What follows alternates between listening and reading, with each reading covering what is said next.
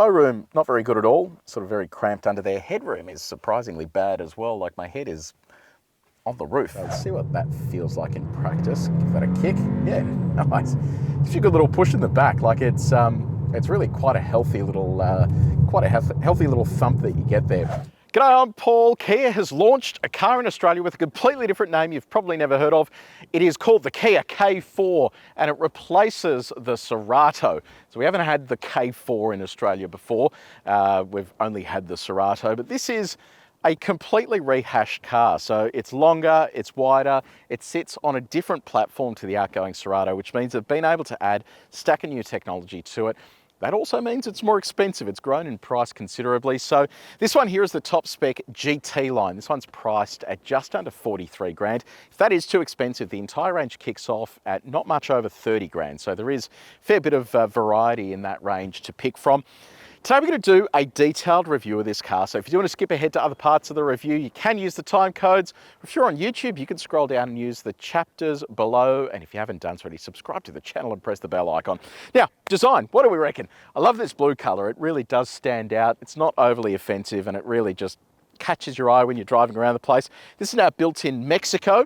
So it means they've been able to reduce some of their production costs. Kia logo up the front there. Look at these headlights. It kind of follows the theme they have on the Carnival and Sorento, where you've got that sort of that design element. And then in the center here, piano black on the grille there. And then a sort of graphite section down the bottom there as well. Full LED headlights with daytime running lights. Around here you've got a set of 18-inch alloy wheels, machined finish on the outside there, piano black in the center. Good profile on that rubber too. Very keen to see how that goes. You've got gloss black on those wheel arches. Not sure if I'm a fan of that sort of piano black setup on wheel arches. Just seems to me like it's going to scratch and mark pretty easily. Wing mirror has the indicator built into there, but no camera, no 360 camera, even on the top spec, which I think is a bit strange. You've got an opening glass roof, no privacy glass. Door handle built into the top here, so you have those flowing lines down the side without the interruption of another door handle in there. Have a look at this shape as well. So this is quite a sort of swoopy rear. They are going to do a hatch version. This one's a sedan. You can see there it sort of swoops down towards the rear, and the rear looks interesting. Come around to the back with me. Now around the back, have a look at this. It's such an interesting shape. I came in this morning, Sean drove the car in and I saw it and I'm like, whoa, that's different. So you've got LED lights that run along the side and then have that teardrop off the edge there. You've got an exhaust pipe that's hidden under the vehicle and points down underneath this piano black diffuser. GT line badge just there, another Kia badge with the camera and also boot release. And then K4 off to the side as well. Shark fin aerial up the top too. Let me know what you reckon about the design and what do you think about the price? It's a big step up in price. I am keen for your feedback, so let me know in the comments section below. Okay, so we are inside the K4. Feels weird saying K4, not Cerato. This is what the key looks like. So you've got sort of blank there, but when you push any buttons, the Kia logo lights up, which is cool. You've got lock up the top there, unlock, boot, the back is blank, and then you have a push start to turn the car on, get climate control running. It's a proximity sensing key, so you can leave that in your pocket, and then you've got a push button start just up the front here. Now, in terms of this interior, look, I will say I love all the tech. There's a lot going on there. I'm not a fan of a lot of just dark. It has been sort of broken up a little bit by these sort of lighter sections, but it does feel quite sort of dark in here. You know, not the end of the world, but just something I thought I'd point out. Big infotainment display though. Have a look at that. So two 12.3-inch displays and then a 5-inch display for the climate control. I could already see that I can't even see that screen because of the steering wheel. It's completely in the way, so you're going to have to put your head around it to actually operate that, which I just don't understand. Why would you put that there knowing that most people are not going to be able to see that because you have a steering wheel? It just seems like a really odd decision to do that, and it's in a number of Kia products as well. So anyway, just a bit of a weird one. In terms of your touch points, so all this stuff feels pretty nice. So soft in the center there, soft on the door as well. How soft is it? We have our durometer. If you do want to see how this car compares to others that we've tested before, look at the link in the description below. Now, build quality, what is it like? It all feels nice and solid in the center there. That's what our door slam sounds like. Now let's chat infotainment. So I mentioned before, two 12.3-inch displays. This central one is 5-inch. Pretty straightforward to use. They're both, well, this one is touchscreen, both color, obviously. And then inbuilt satellite navigation, which means you don't have to use smartphone mirroring if you don't necessarily want to. This is the latest version of Kia's infotainment system. So it's nice and quick, very easy to use, all nice and sharp as well. Additional functions, you've got a calendar, weather, because this is a connected vehicle now. What else have we got here? What is under vehicle diagnostics? Oh, okay, I'll have a play with that later. A voice memo in case you get any good ideas while you're out on the road. And then in terms of sound system, you've got an 8-speaker Harman Kardon branded sound system. Sound system is actually pretty reasonable, which is good. Phone projection, you have Apple CarPlay and Android Auto. I'll show you what that looks like. So this is Apple CarPlay, it's wireless. So nice, very sharp and easy to use. Very happy with that. And this is what Android Auto looks like. So there you go. Nice and easy and straightforward. You will notice there when I'm having to access a lot of this stuff, I'm having to lean a lot. And I know we do our sort of reach test later in this section, but yeah, that is a fair bit of reach to actually catch the edge of that screen. Now, ahead of the driver, you have another 12.3-inch display. Not a huge amount of customizability here, pretty similar to the rest of Kia and Hyundai products, but you know, at least you've got a nice display there to work with, which I think is pretty good. And then, of course, the climate control display in the center there, which, as I said, I can't really see because of the steering wheel. Now, on the safety front, you've got autonomous emergency braking with pedestrian and cyclist detection. This is going to be basically a feature that you have to have on cars that are on sale from 1st of March or April this year in Australia, which is why they've had to kill the Pajero Sport, ASX and a number of other cars from the market because they don't have those features. So basically from that point onwards, I'm not even going to bother mentioning this anymore because it just comes standard with the car anyway. Auto dimming rear vision mirror, blind spot monitoring, you have radar cruise control. This one has the highway driving assistant. We'll test some of these functions out a little bit later on. So you've got front and rear parking sensors and a reverse view camera, no 360 camera. I'll show you what that looks like. So that's looking out the back, and that's a sort of wide angle view, and that's a tight view out the back as well. That's what the horn sounds like. Okay, so let's talk practicality, and we'll start off with connectivity. So you've got USB-C ports, and the cool thing is down the front here, you can switch between charging and data. So we've got our Pixel charging at the moment, which handy to just be able to move between those two. Wireless phone charger down the bottom there. Behind this little trap door, you've got a 12 volts outlet. You've got cup holders here that move to open up the space if you need to using these push buttons, which is cool. And a center console there that's sort of pretty reasonably sized. Glove box, yeah, not too bad. Got a sunnies holder, no sunnies holder, unfortunately. In terms of your comfort, you've got dual zone automatic climate control. This is kind of cool. Up on the door here is where you're going to find your heating and cooling controls for the seats, the steering wheel, and the memory for the driver. In terms of seat adjustment, you've got manual seat adjustment for your front passenger, but driver has electric adjustments. You go forwards and backwards. Backrest can go forwards and backwards. You can lift the front of the seat, back of the seat, and also lumbar adjustment as well. Steering adjustment is tilt and reach. I mentioned before as well on our reach test, some of this stuff is just a little bit hard to reach while you're driving. Now, second row. What is it like back here? So knee room is reasonable, toe room not very good at all, sort of very cramped under there. Headroom is surprisingly bad as well, like my head is on the roof. If you were any taller than me or had a sort of bigger torso, this would be a very poor seating position to be in, so not thrilled with that. It's also just a bit sort of scratchy and a bit nasty back here. It doesn't feel like they've spent a fair amount of time actually, making this a decent environment to be sitting in, so a little bit disappointed with that. Air vents over here, you've got USB charging ports, USB-C there, little storage nook there, and a center armrest as well with a couple of cup holders. So now, in terms of our window test, that's manual up and down. Oh, look at that, almost all the way down.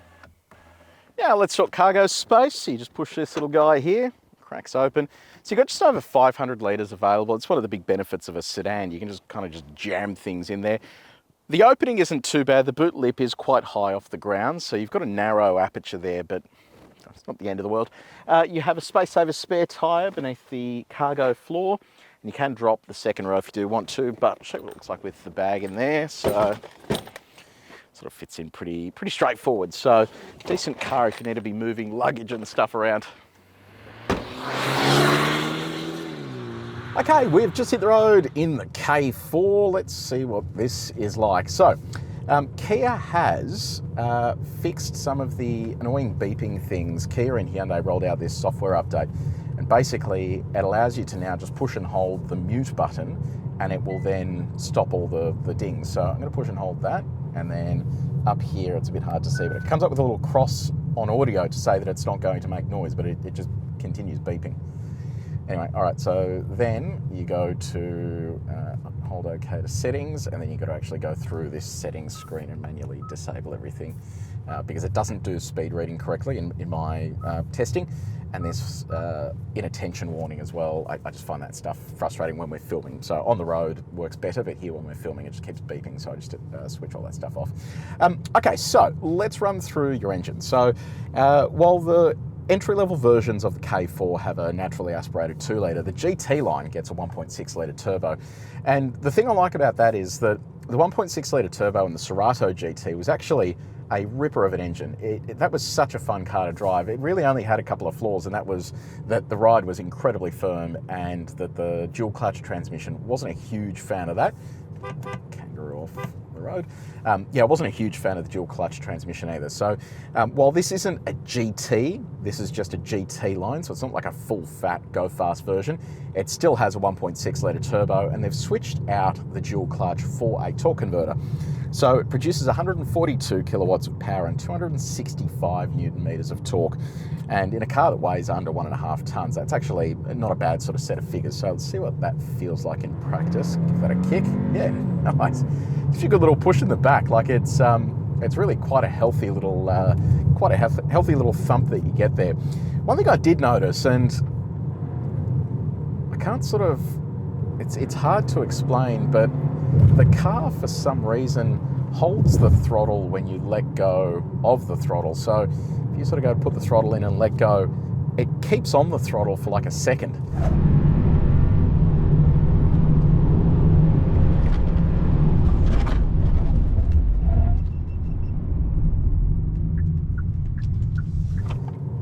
And it seems to only be at higher revs at times.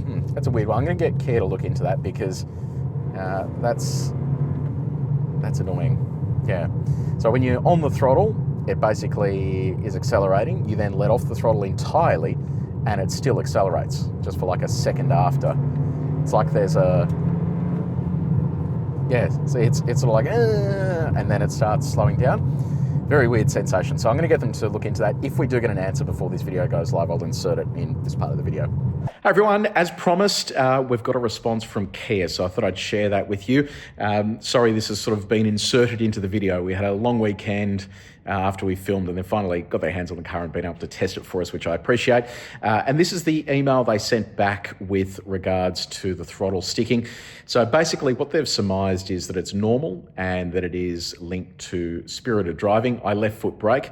It's been something I've done always, and according to them, if you don't do that, it should sort of perform normally, and that the throttle has basically been dampened in terms of the time it takes from you releasing the throttle and it no longer sort of accelerating the vehicle. So look, I think, yes, I understand the reason behind it, but I haven't experienced this in any other cars, any other Kia models either, so it is quite surprising that this is a standard function of the car. So like I say, with every single car we ever test, make sure you do a test drive, take it home, drive it for 24 hours, get your other half to drive it, make sure you can park it at home. These are all normal things you should be doing when buying a car. Make sure you test drive it the way you intend to drive it, and that you're satisfied with it before you put your money down. So thank you again to Kia for getting back to us with all that info. Let's talk fuel economy. So the official figure is under 7 litres per 100 Ks. We're averaging around 8. So near enough, sort of within QE of the official figure, and pretty reasonable for a vehicle like this. Now let's talk about our ride and handling. So we're going to go through our sine waves now. We do this at 130 Ks an hour. Frustrating thing is the only way to get a digital speedo is to have this particular cluster set up. If you don't have this cluster set up, you don't get a digital speedo, which is a little bit frustrating. They've done a lot of ride and handling tuning here in Australia for this car, so let's see what this feels like. Yeah, nice, that's good. So you're getting a sort of fairly comfortable ride in and around the city. It's sort of not too soft, but not too firm. And then when you hit consecutive undulations like that, which is what you're going to find out in the country in Australia, the car holds together really nicely. Some cars with a poor suspension tune will linger a lot, and you'll find that they get those oscillations up and just become really sloppy and messy at that top end, whereas this actually feels quite nice. Okay, bumpy road time. Let's give this a shot. We do this at 90 k's an hour. This will give us a good understanding of, with the ride tune they've done for Australia, how it copes with corrugations and potholes and stuff. So we'll just put this up to 90. This actually feels really good. So it's well damped and just nice and comfortable. Here's our condensed sine wave where things really pick up. Yeah, it feels excellent over that as well. So yeah, big tick to the local ride and handling tune. Now let's talk drive mode. So you can change them here on the steering wheel. You push that, you go between Eco, Normal and Sport. I'm going to go for a little fang around the track here. We'll see what this is like when the speed picks up. We test all cars back to back in the same way, so... Whoa! What?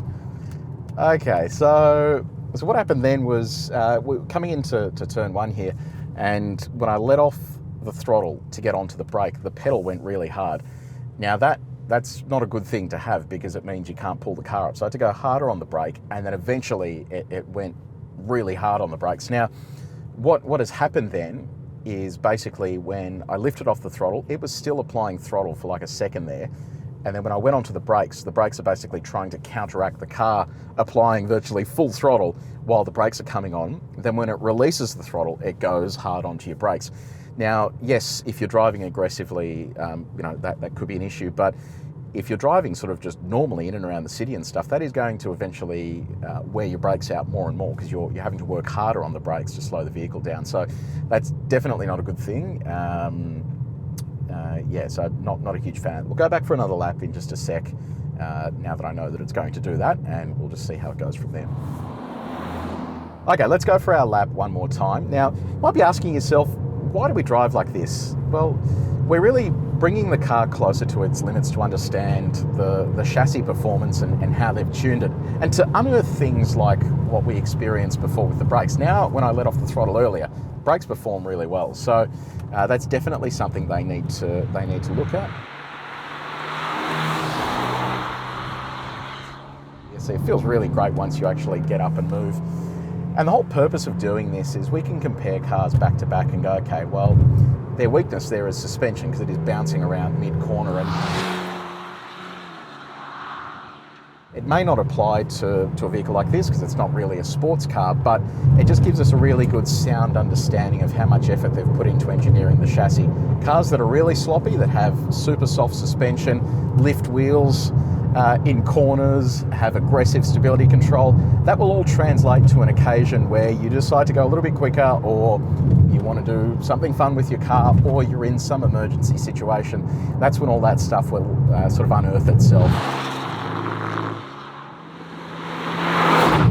Here with the ride and handling program, looking at giving this that sort of sporty feel behind the wheel, you can actually engage with this and have some fun with it.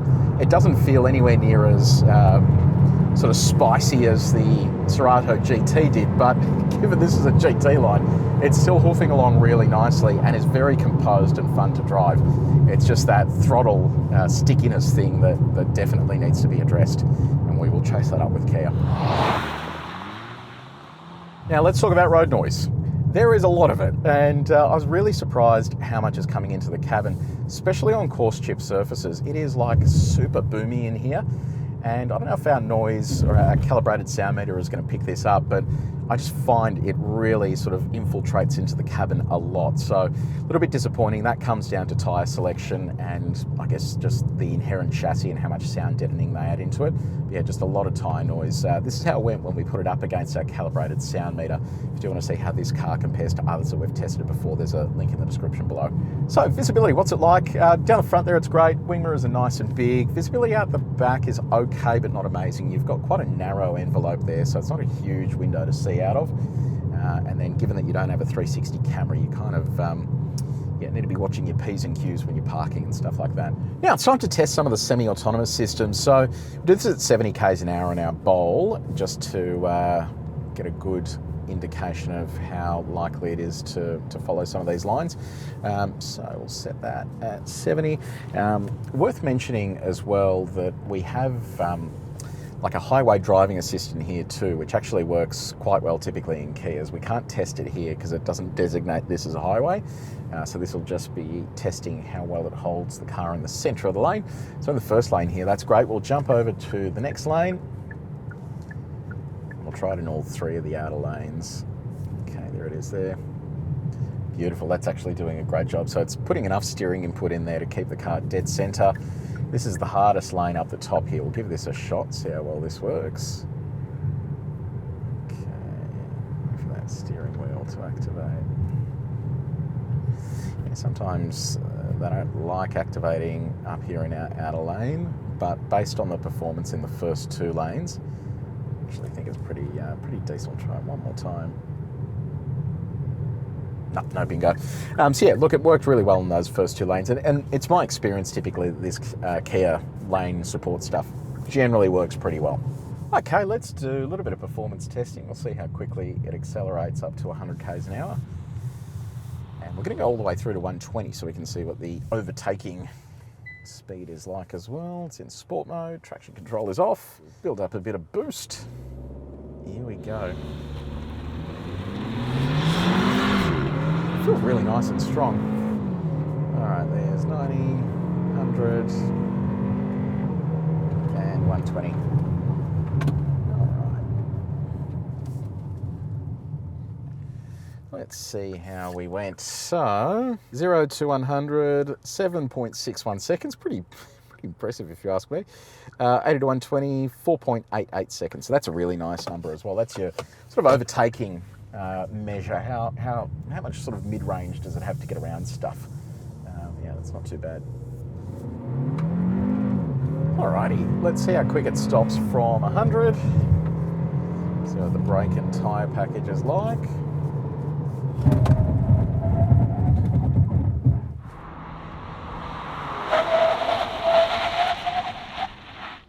Nice, 2.73 seconds and 37.82 metres, so pretty decent stopping distance and time there. All right, so how fast does it go in reverse? Here we go.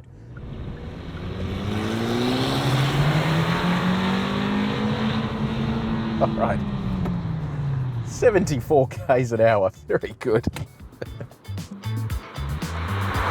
Okay, so Kia K4, what do we reckon? Look, I don't know, I wasn't really blown away by it. It has some positive attributes, so you've got a decent sized boot. The engine's great, I love that 1.6 litre turbo, now paired with a torque converter automatic. Does all the right stuff there. Big step up in price over the previous generation of this. I don't like the throttle sticking thing. I don't know what the go is with that, but they should have picked that up during the engineering process. And yeah, I don't know, I just think that the headroom in the second row, how does that work? Did nobody ever sit in the back there?